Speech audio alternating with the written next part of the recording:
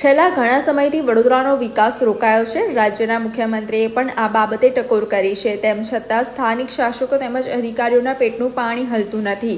શહેરના રસ્તાઓમાં ગુણવત્તાવિહીન કામગીરી થતી હોય છે, છતાં પણ કોન્ટ્રાક્ટરો સામે અધિકારીઓ યોગ્ય કાર્યવાહી કરતા નથી અને પ્રથમ વરસાદે જ શહેરના રસ્તાઓ ઉપર ભૂવાનું આગમન થતું હોય છે।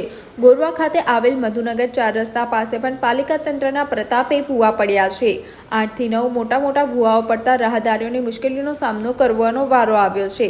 મહાનગરપાલિકા દ્વારા અહીંયા પણ ડ્રેનેજની કામગીરી થોડા મહિના પહેલા જ કરવામાં આવી હતી। મધુનગર 4 રસ્તાથી મધુનગર બ્રિજનો આ મુખ્ય રસ્તો હોવાને કારણે ટ્રાફિક જામના દ્રશ્યો પણ સર્જાયા હતા। લોકોએ પાલિકા તંત્ર સામે આક્રોશ પણ વ્યક્ત કર્યો હતો। આ વિસ્તાર મધુનગર 4 રસ્તાથી મધુનગર બ્રિજને મુખ્ય જોડતો માર્ગ છે, પણ આ થોડાક દિવસો પહેલાં 6 થી 7 મહિના પહેલાં આ રોડ પર ગટરની કામગીરી કરવામાં આવેલી છે।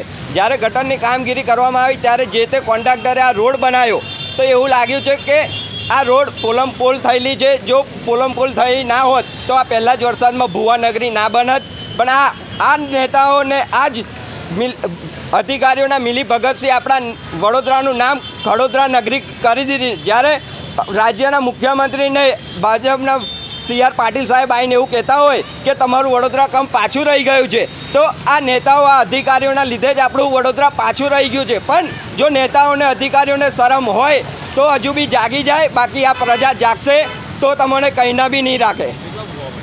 આ તો હજુ અહીંયા 5 જ ભૂવા છે। હજુ આગળ આપણે જઈએ મધુનગર બ્રિજ આગળ તો ત્યાં બી 3 થી 4 ને એક ટ્રક બેસી ગયેલી છે। એટલે વહેલી તકે આ કામગીરી કરવામાં આવે, જો નહીં કરવામાં આવે તો ઉગ્ર આંદોલન કરીશું। સબીર